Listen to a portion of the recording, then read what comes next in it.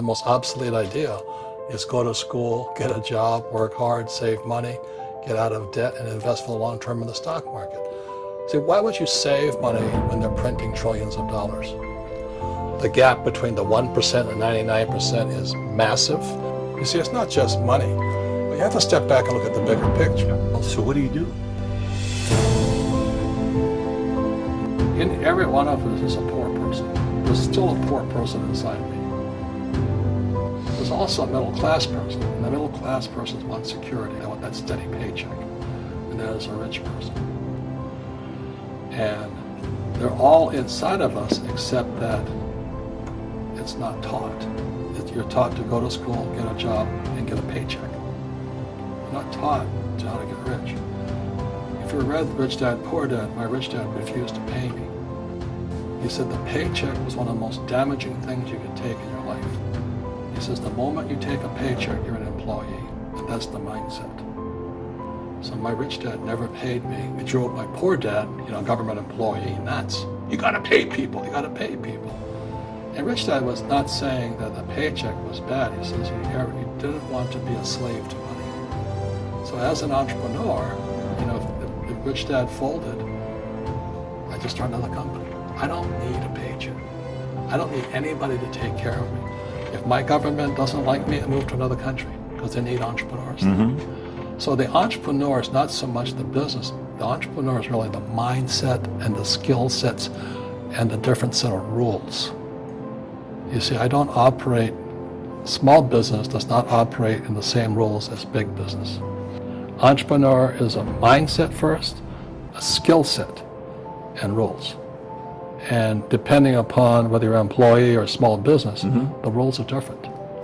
The mindsets are different, the skill sets are different. Instead of get out of debt, I get into debt. I just refinanced $300 million in debt. I went from 5% to 2.5% interest. I made a fortune. Every month, more money comes in because my cost of money has gone down. So while some financial experts are saying get out of debt, I'm saying learn how to use debt. So when I came back from in Vietnam in January of '73, the first thing my rich dad said to me was go to school to learn how to invest in real estate. It wasn't real estate, it was how to use debt and taxes. Debt and taxes make the rich richer. Debt and taxes make the poor, middle class, poor. So all the rich guys who are doctors or lawyers or, those guys, they're getting creamed. And they don't know why. Doctors are getting creamed. Oh yeah, they're making more money, but the take home is less. Sure. My doctor just yelled at me. He's happy. He says, "Oh, guess what? I finally made $1 million." And I said, "Yeah, this is just 3 weeks ago." And so I said, "Yeah, well, how much you pay in tax?" He says, $750,000 in taxes. So his net was about $400,000. That's not bad. But when I make $1 million, I keep $1 million. And the reason is because I don't make it by working for money. See, if you work for money, you're taxed. So that's why lesson number 1 in Rich Dad, Poor Dad is the rich don't work for money. What we do instead is we create businesses as entrepreneurs. We acquire real estate. I don't invest in the stock market. Okay? So the reason is because as entrepreneurs, I have more control over my income, how much I make, and how much I pay in taxes. And because I'm an entrepreneur as well as an investor in real estate, I pay 0 tax. So every time I make, let's say, $1 million as an entrepreneur, I immediately invested in real estate. I have a 4-to-1 step up. So I put $1 million in real estate. I get $4 million from the bank. That's why I love banks. But the banks are screwing everybody else. Terrible, but it's good for me. That's why you say when you print, it's good for you, but when you print, it's bad for people that work for money. Because when you print, savers get creamed and people who work for money get creamed. When they print, debtors get rich. You see, debt and taxes make the rich richer, and debt and taxes make the poor middle class poorer. So when we have obsolete ideas, we get obsolete results. So what's happening for most people, the idea of going to school, getting a job, working hard, saving money, getting out of debt, buying your house because it's an asset, investing for the long term, is obsolete. The world has changed. The world changed in 1971 when President Nixon took us off the gold standard and money became debt.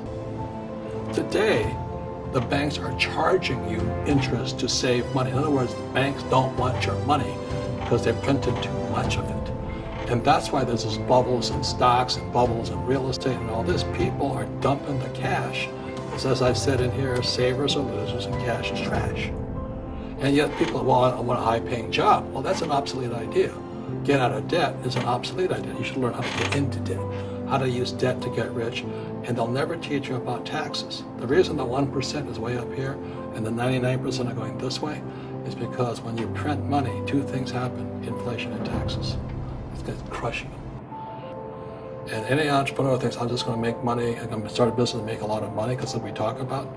They really have got to smell the roses, man. You know, that's not what the real entrepreneurs are doing. Most entrepreneurs, there's 28 million small business owners in America.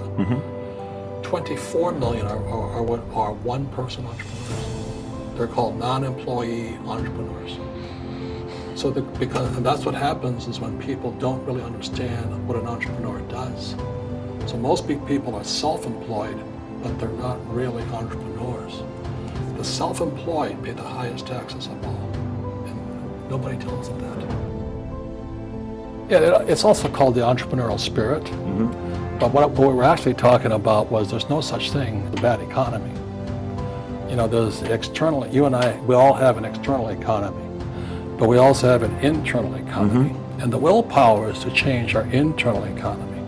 So for me, I can see the good and I can see the bad. I don't really give a damn because I'm going to be rich anyway.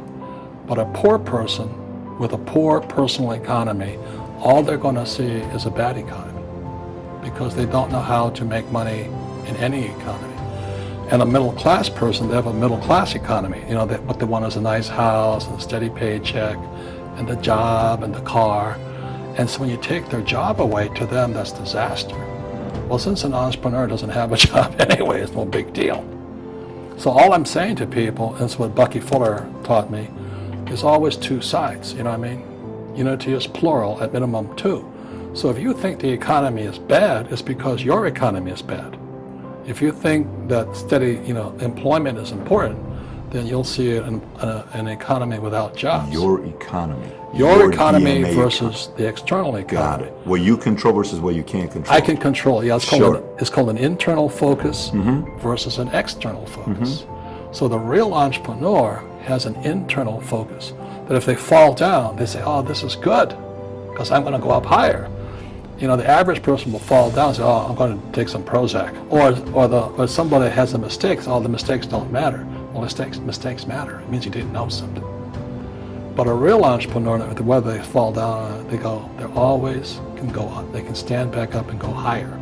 That no matter what happens to them, they get stronger and better and smarter and happier.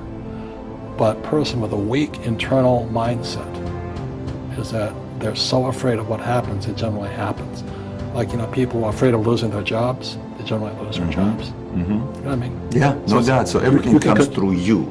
Yeah, so the entrepreneur first job is to control inside here, not outside there. And that's why my rich dad never gave me a paycheck. He says, the moment you take that paycheck, you're an employee. You've got to be stronger than that. It's about inside control.